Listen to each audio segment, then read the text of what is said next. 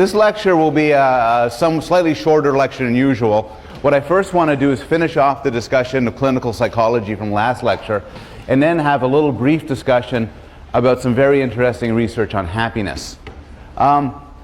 We ended last lecture with a discussion of some of the history of treating mental illness. And we saw that it was rather gruesome, unsuccessful, and arbitrary. For the most part, we do better now. And Dr. Nolan Huxema reviewed some of the therapies with focus on therapies for depression. The textbook talks in detail about therapies for different disorders, including schizophrenia, anxiety disorders, and so on. The question which everyone is interested in is, does therapy work? And this proves to be surprisingly difficult to tell. Part of the problem is, if you ask people who go into therapy, did you get better after therapy? For the most part, they'll tell you that they did. But the problem is, this could be a statistical byproduct of what's called regression to the mean. So the idea looks like this. This line plots how you feel, from great through okay to awful. And it goes up and down. And in fact, in everyday life, some days are going to be average, some days will be better than average, some days worse than average. You could plot your semester. You could do a plot every morning, you wake up, or every night before you go to bed. You can put yourself on a graph, and it'll come out to some sort of wiggly thing. Statistically, if something is above average or below average, it's going to trend towards average, just because that's a statistical inevitability. When do people go to therapy? Well, they go to therapy when they're feeling really crappy. They go to therapy when they're feeling unusually bad. Even if therapy then has no effect at all, if it's true that people's moods tend to go up and down, after you feel really bad, you'll probably improve rather than get worse. And so this could happen, a normal flow could happen just even if therapy has no effect at all. And so simply getting better after therapy doesn't tell you anything. On the worst day of your life, you could do naked jumping jacks on the roof of your college for 10 minutes. I guarantee you, your next day would probably be better. That doesn't mean naked jumping jacks are helping you. Rather, it just means that the day after the worst day of your life usually is not as bad as the worst day of your life. It can get worse, but usually it just trends to average. What you've got to do then is you have to take people at the same point who would get treatment and compare them to people who do not get treatment, or what we call a control group. And this is an example of this. So this is for people who are depressed. This is statistically equal. They start off pre-therapy. They all go for therapy. But because in this example there's a limited number of therapists, some of them are put on a waiting list and others get a therapist. It's arbitrary, it's random, which is which, making it a very good experiment. And in this example, you could see those who received cognitive training were better off. They had lower depression scores than those that received no therapy at all. In general, in fact, we can make some general conclusions about therapy. Therapy, by and large, works. People in treatment do better than those who are not in treatment. And that's not merely because they choose to go into treatment. Rather, it's people who are in desperate straits, who seek out help. Those who get help are likely to be better off than those that don't get help. Therapy, for the most part, works. We can't cure a lot of things, but we can often make them better. Different sorts of therapy works best for different problems. And again, depression proves to be an illustrative example. If you have everyday unipolar depression, that is, you feel very sad and you show other symptoms associated with depression, an excellent treatment for you is some combination of cognitive behavioral therapy and possibly antidepressant medications, like SSRIs. If you have bipolar depression, the cognitive behavioral therapy is useless, but medication is your best bet. And so on for all of the other disorders. Each disorder has some sort of optimal mode of treatment. If you suffer from an anxiety disorder, cognitive behavioral therapy can be of help. If you're schizophrenic, it's probably not going to be of much help at all. And so different disorders go best with different sorts of therapies. Finally, some therapists do better than others. So for reasons that nobody fully understands, there are good therapists and there are better therapists and there are bad therapists. And there's great individual differences in the efficacy of an individual therapist. Finally, putting aside then the difference in therapies and the difference in therapists, does it make sense to say that therapy in general works? And the answer is yes. And this is in large part because of what clinical psychologists describe as non-specific factors. And what this just is a term meaning properties that all therapies, or virtually all therapies, share. And I've listed two of them here. One of them is support. No matter what sort of therapy you're getting involved in, be it a psychoanalyst or a behavior therapist or a cognitive therapist or a psychiatrist who prescribes you medication or someone who makes you go through different exercises or keeps a journal, you have some sense of support, some acceptance, empathy, encouragement, guidance. You have a human touch. You have somebody who for at least some of the day really cares about you and wants you to be better. And that can make a huge difference. Also, you have hope. Typically, there's an enthusiasm behind therapy. There's a sense that this might really make me get better. And that hope could be powerful. Sometimes this is viewed under the rubric of a placebo effect, which is that maybe the benefits you get from therapy aren't due to anything in particular the therapist does to you, but rather to the belief that things are going to get better. Something is being done that will help you. And this belief can be a self-fulfilling prophecy. Placebo effect is often used sort of in a dismissive way. Oh, it's just a placebo. But placebos can be powerful.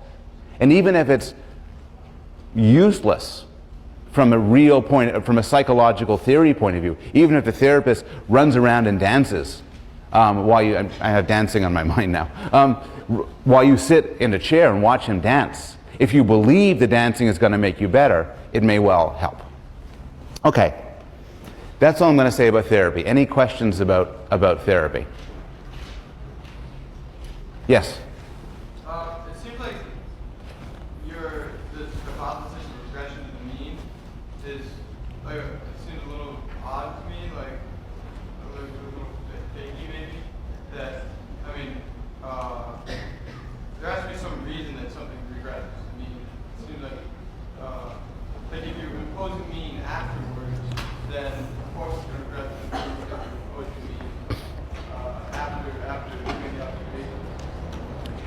Fair enough. The question is, the assumption of regression to the mean seems sort of arbitrary because it depends what the mean is. Always after the fact you can apply an average to it and say, look, this is the average, but how do you know beforehand? It's a good point. When you talk about regression to the mean, it adopts certain assumptions. The assumption is there really is an average throughout much of your life. And things go up and down within that average. And for the most part, that's true for things like mood. For most of us, we have an average mood, and we have bad days and we have good days. It's always possible that you have a bad day, and then from there on in, it's just going to go down and down and down. But statistically, the best bet is, if you have a bad day, you're going to go back up to the mean. It's in some way, you don't even have to see it from a clinical point of view. You could map it out yourself. Map out your moods, and the days where you're most depressed, sooner or later, you're likely to go up. Similarly, on the happiest day of your life, odds are the next day you're going to go down. And there's nothing magical about this. This is just because under the assumption that there really is an average built into each of us. If human behavior was arbitrary, it would be like a random walk, but it's not. We seem to have sort of set points and aspects of us that we fall back to that make the idea of a mean a psychologically plausible claim.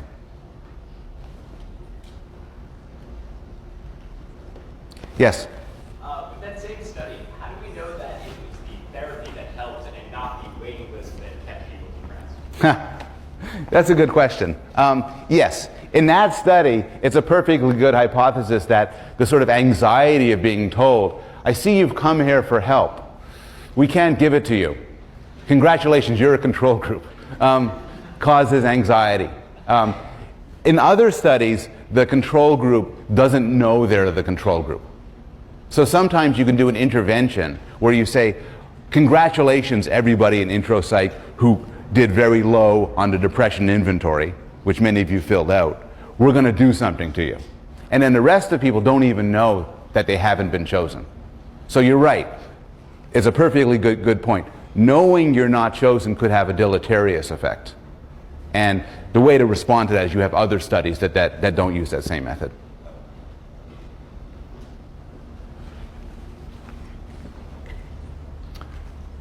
Okay. I want to end with happiness, and it's a strange thing to talk about in psychology. Most of psychology focuses on human misery, most of clinical psychology.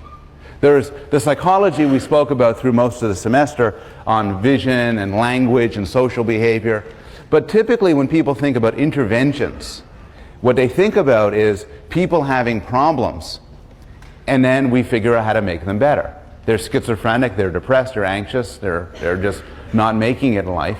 And psychologists try to figure out how to make things improve.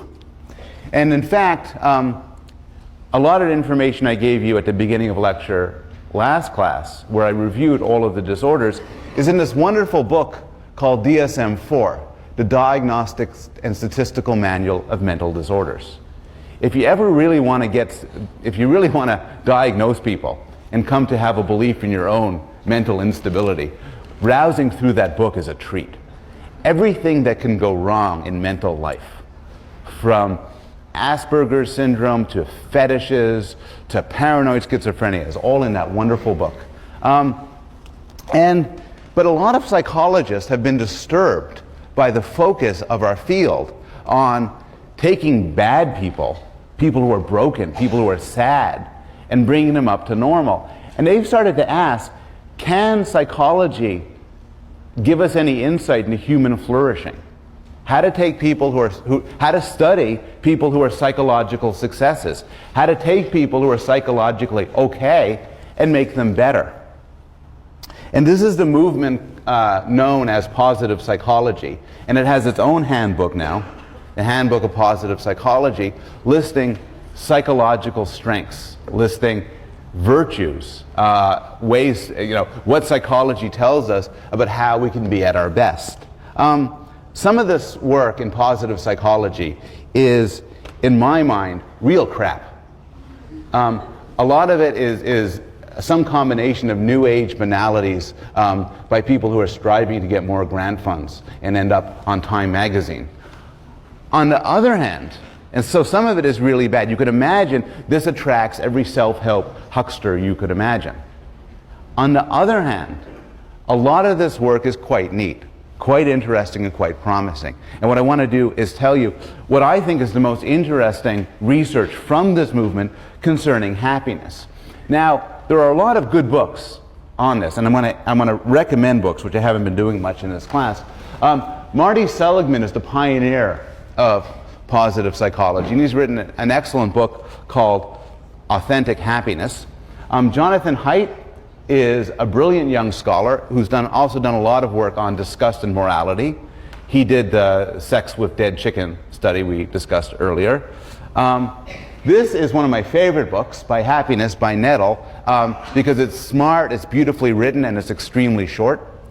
And Dan Gilbert's book, Stumbling on Happiness, is a very, very funny book and very smart book, and is now in a New York Times bestseller list. So there's no shortage of books on happiness.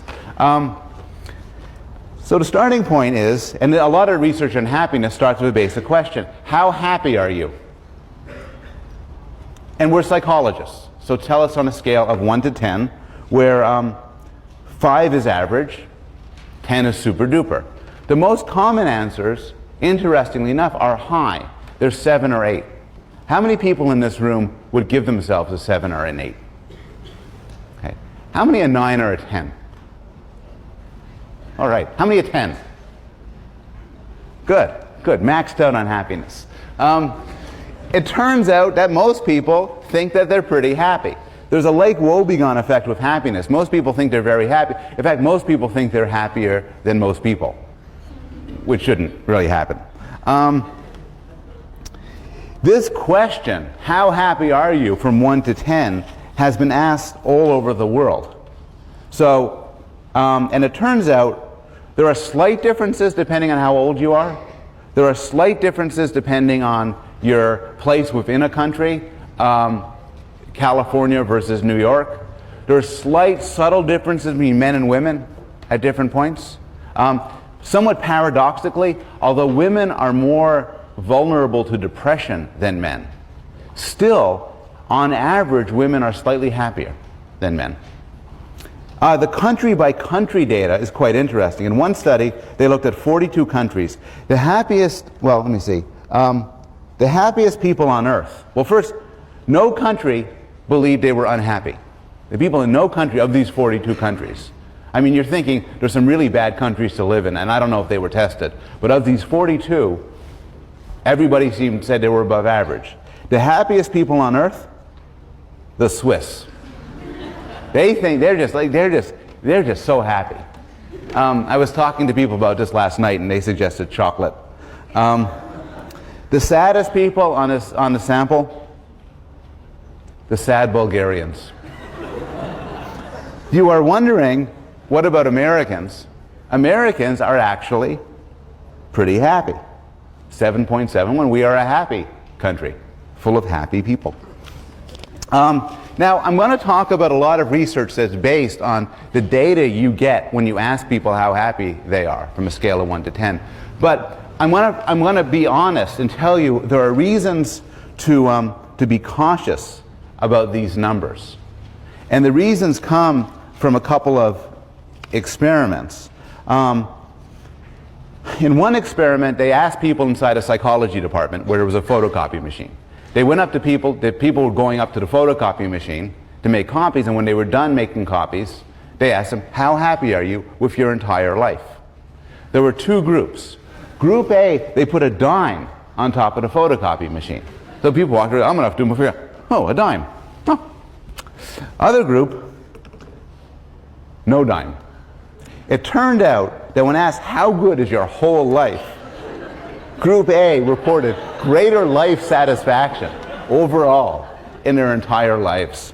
Another study asked people how happy you are with your whole life on sunny days, like today.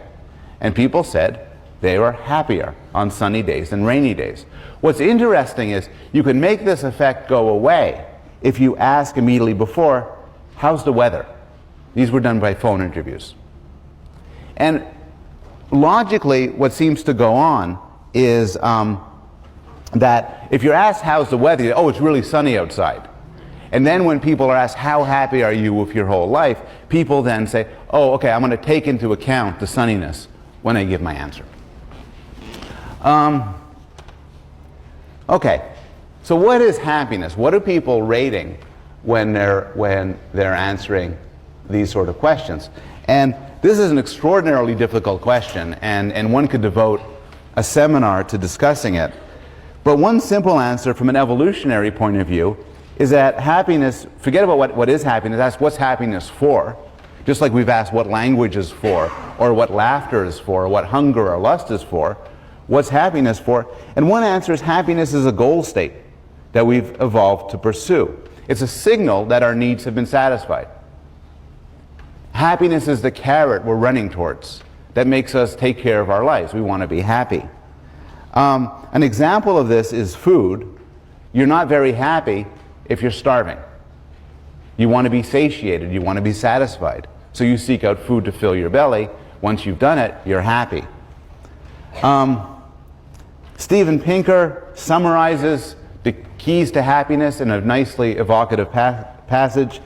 We are happier when we are healthy, well-fed, comfortable, safe, prosperous, knowledgeable, respected, non-celibate, and loved. How many people here got all of those right now? Oh, come on. Some people. Oddly enough, the person who said he was a 10 is not raise his hand. Okay. So this makes out, you get all your needs satisfied. You know, your belly is full, people love you, you're getting sex regularly, you're smart, you're rich, you're happy. But as Pinker points out, it's not that simple. Here's the problem. You, Americans in this century, you are now healthier, better fed, and so on, than just about anyone in history. But you're not happier. That's the puzzle. In particular, these studies asking about happiness have been around for a long time. People in the 1950s did not make as much money, did not eat as well, did not live as long, suffered from more diseases, were more vulnerable in 100 different ways. Yet they are as happy as you are now. You are as happy as your parents were, and they were as happy as your grandparents. Moreover, in poor countries, people don't have the shelter, the knowledge, the protection, the safety. Yet, for the most part, there's not a huge effect on how rich a country is and on how happy the people are. Furthermore, there are great individual differences in happiness among people whose basic needs are met. For the most part, everybody in this room is fed and sheltered and safe. Some of you are prosperous, some of you are knowledgeable, a couple non-celibate. But even among that group, you vary in your happiness. And that's kind of a puzzle. And to explain the puzzle, we need to talk about a few surprising facts about happiness. And I'll present 3 of them. The first is, happiness doesn't change as much as you think. In particular, happiness is not as sensitive to what happens. Your happiness is not as sensitive to what happens in your environment as you might think it is. Part of the reason for this is that there appears to be a strong heritable basis for happiness.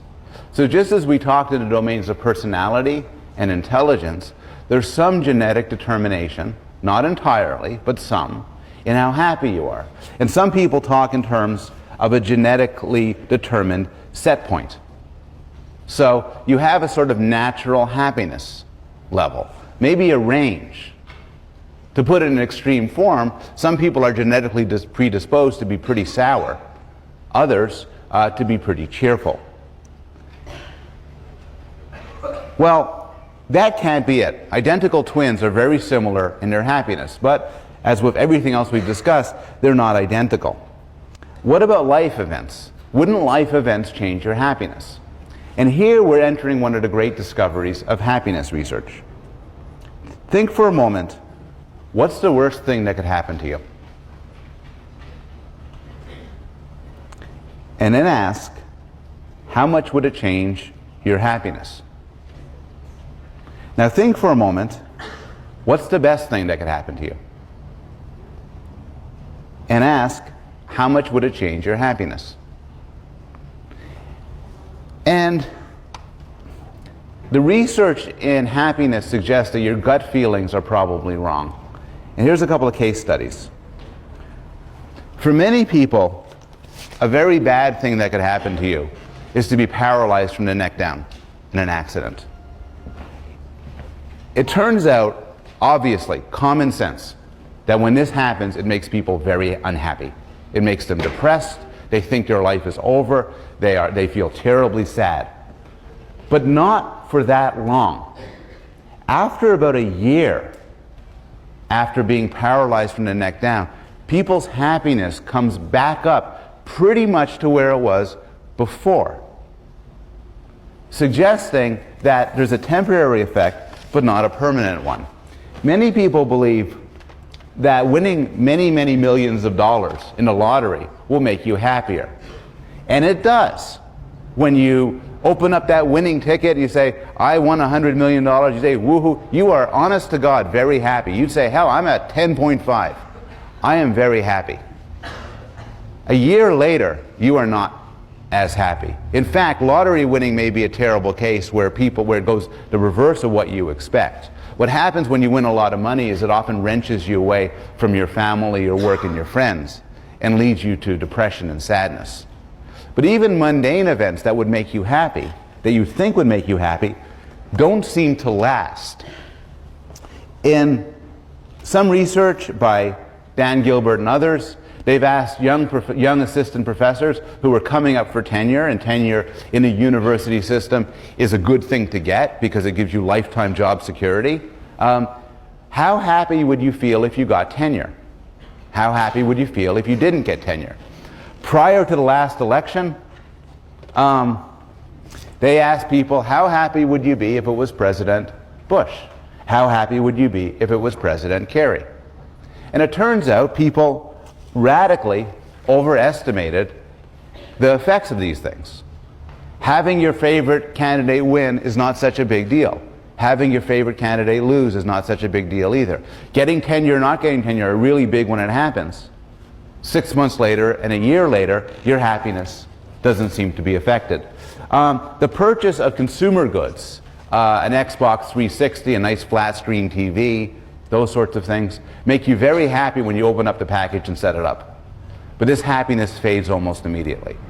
The moral of a lot of people are shaking their heads, it's true. I mean, not for me. But the moral of a lot of this work is we think these things will have big, permanent, and profound effects. But they need not, and they often don't. Why not?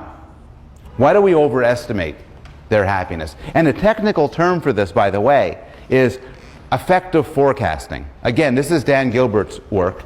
And the idea is we are bad at affective forecasting. That is, we are bad at predicting how happy or sad we will be in the future based on what's happening to us. Why? Well, a couple of reasons. One thing is there's often a failure to appreciate the day-to-day irrelevance of certain events. So prior to the election, the election's happening tomorrow, and I ask somebody who's a diehard Democrat, how would you feel if Bush won? And the person said, I'll be miserable. It'd be a miserable 4 years afterwards. But what often isn't appreciated here is that whether or not Bush wins will make you sad or happy after it happens, but for the most of your day-to-day life, you aren't thinking about who the president is. I'd be very happy if I won a huge prize.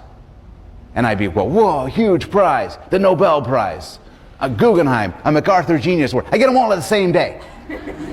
What a day. I am really happy.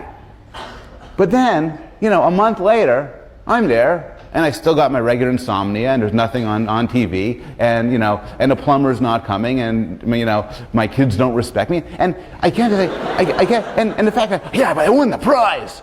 It doesn't matter. A lot of the things in life that'll make you really, that you think will make you really happy, don't have this day-to-day effect. Also, there's the logic of the set point. And this comes to a terrible word. We adapt. Right now, I'm a guy without a Nobel Prize. I'm kind of used to it. If I got a Nobel Prize, I'd be a guy with a Nobel Prize. I'd be happy. But then, I kind of get used to that too. If I got a second one, whoa, 2! But then I just get used to that too. You get used to things. You get used to bad things. Now, I don't want to overstate this. There's some very interesting exceptions.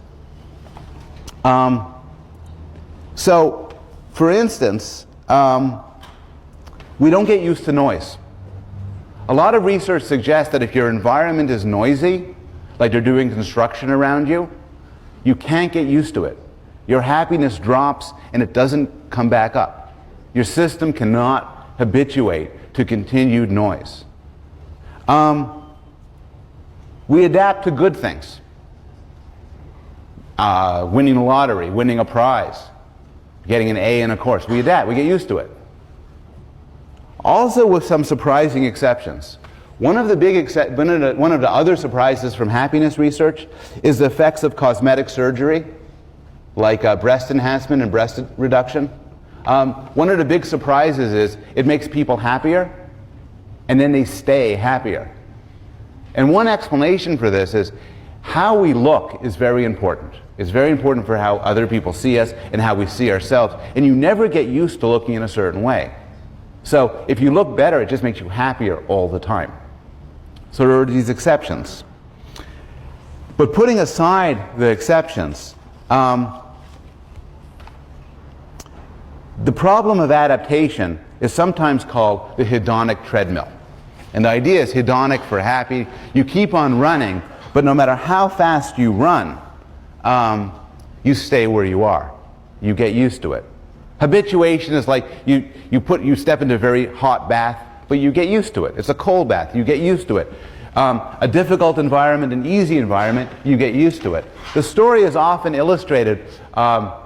It's often illustrated with a story from the Bible in Ecclesiastes of a king. And this king had it all. He had gardens, parks, vineyards, castles, slaves, and concubines. And they were both male and female concubines. So he had everything, right? But it didn't make him happy. And here's what he says. I hated life. All is vanity and a chasing after wind, and there is nothing to be gained under the sun. Now, in these books I talked about at the beginning, these authors give advice on how to deal with the hedonic treadmill. How do you deal with the fact that everything you aspire to, once you get it, you'll be used to it, and it will lose its value? Well, one answer is that possessions are not the key to happiness. Possessions you very quickly get used to. From there are two alternatives. One is endless novelty. So one guy, I forget his name, wrote a book, and he says, look, there's a hedonic treadmill. The trick is, always do something different. Next week, have sex with somebody you've never had sex before. Then, climb Mount Everest. You get bored with that, become an accountant. Boring. Scuba diving. Boring. He had endless ideas. And that's the possibility. If you keep changing what you're doing, you'll never get used to anything. And you'll always be happy. At least he says that. Then there's the old guy alternative. Step off the treadmill. Give up. Give up chasing the whole happiness thing.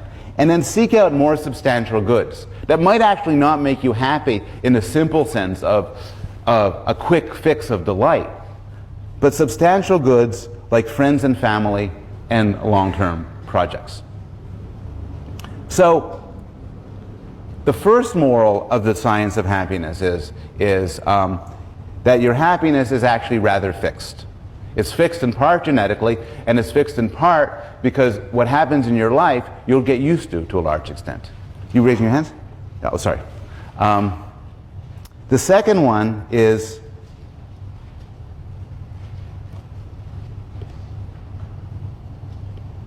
happiness is relative. So there's a lot of research on money, power, and happiness. And remember, I did say before that it doesn't matter whether you come from a rich country or a poor country. As long as you're not starving to death, it kind of doesn't matter how rich your country is for how happy you are. But that's not the same as saying it doesn't matter how much money you make. In fact, there's a set point or a range, but there's some effect on your salary and on your job, on your happiness. And if you're desperately poor, no matter where you are, no matter who's around you, you're not going to be happy. But beyond that, your happiness depends on your relative circumstance. And this is an old insight. H.L. Mencken wrote, "A wealthy man is one who earns $100 more than his wife's sister's husband." The idea is, what matters isn't how much you make. What matters is how much you make relative to the people around you. And they've asked people this. What would you rather? You want to make $70,000 if everybody else in your office is making $65,000? Or $75,000 if everybody else is making $80,000? Does it matter how much money you bring home, or does it matter how much money you make relative to other people? Well, they're both factors. But relative salary, and in this example, people prefer this. They prefer to be making less if they're making more than the people around them. It turns out that there's research on British social servants, and their happiness and their health and the quality of their relationships and how they love their lives isn't depend on how much money they make. It depends on where they are relative to everybody else. We are very status conscious primates, and your role in a hierarchy, your level in a hierarchy, has a significant effect on your level of happiness. This is not really a secret. The opera star Maria Callas and the English professor Stanley Fish had the same negotiating strategy. When Fish got hired into his department, according to urban legend at least, he said, I don't want to talk salary. I don't have a particular number in mind.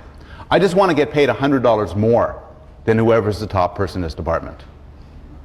And that's a guy who knows about happiness. He walks in each day saying, I'm paid more than everybody else. I don't care how much it is. It's just more. And that's relevant to happiness. We're now in a position to give some advice to the king, summing up. First, going back again to Dr. Nolan Huxtama's lecture, I think the king is suffering from mild unipolar depression. So he should get some SSRIs and cognitive behavior therapy. I think he needs to move his castle to a quiet part of the kingdom. The noise of a busy castle is stressful. And he needs to give up on the concubines. He needs to find a queen. He needs to develop social relationships, join a club, get involved in charities, maybe a hobby. The final finding is a bit of a jump to a different topic. But, sorry, you raised? Yes? What about, do people get used to changes in their, in like social interactions? Like if someone were put in solitary confinement, would you get used to that? The question is, would you become used to changes in social interaction? An example is solitary confinement or prison. People get used to a lot of things. It could be that in those examples, there is a shift in status as well, and social relationships, and how you think of yourself relative to others. So that may be difficult to recover from.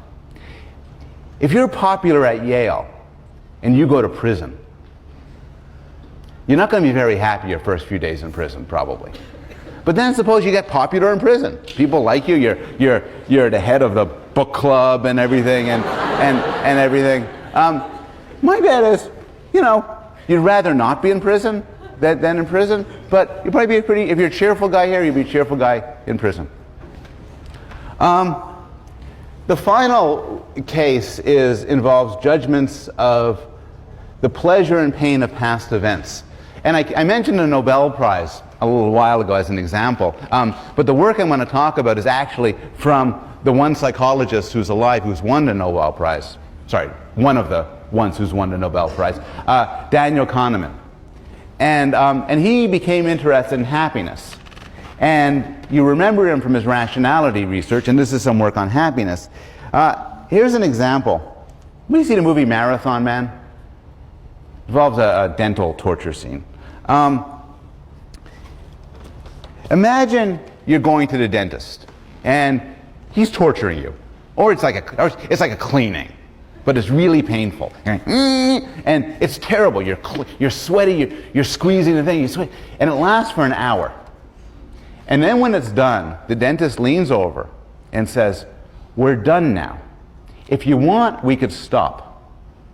But if you want, as a favor to you, I have 5 minutes. I could top you off with some mild pain." This may seem like a very odd thing to ask. Here's the alternatives. What do you want? A dental procedure that's very painful for an hour, or a dental procedure that's very painful for an hour, sorry about the S there, and then some additional mild pain. Who votes for A? You got to choose one. Who votes for A? Okay. Who votes for B? Okay. Here's the big finding. The big finding is, yes, B involves more pain. It's true. A is an hour of pain, B is an hour of pain, plus a few minutes of more pain. Seems like a no-brainer. But when you have A or B, and you have to remember it later on, you'll have a much nicer memory of B than A. Kahneman's insight is, when you think back on events, you don't just add up the amount of pleasure or pain you experience. Rather, your memory is highly skewed to peaks and then to endings. And you could imagine this. In the first case, A, you leave and say, oh God, that was terrible. Oh, B, you leave and say, oh, that was mildly painful. There was nothing terrible in the middle there, but it ended okay, mild pain. It turns out, in general, endings matter a lot. Kahneman did his research with both in a laboratory where you could give people mild pain by getting them to stick their hand in freezing cold water, and with people undergoing extremely painful colonoscopy procedures. And it turns out that if you want to give people a good memory or a less bad memory of a horrible event, topping them off with some mild pain will do the trick. In the end, well, endings matter. Both of these examples, a party that's hugely fun for 90%, then the last 10%, somebody slaps you in the face and pours dip on you or something. So 90% of good stuff, 10% bad stuff, versus 90% people are slapping you and pouring dip on you. But then 10%, whoa, that was a really good. When you think back on it, if you just added it up, A would be much better. But B has this huge pull because of the power of how things end. So endings matter. So I'm going to end things now. I'm first going to do a few things. Before saying anything more, I want to thank the teaching fellows that are Sunny Bang, Eric Cherise, Jane Erickson, Isaac Giroudi, Greg Lown, and Colleen McCrean. I think they did a superb job.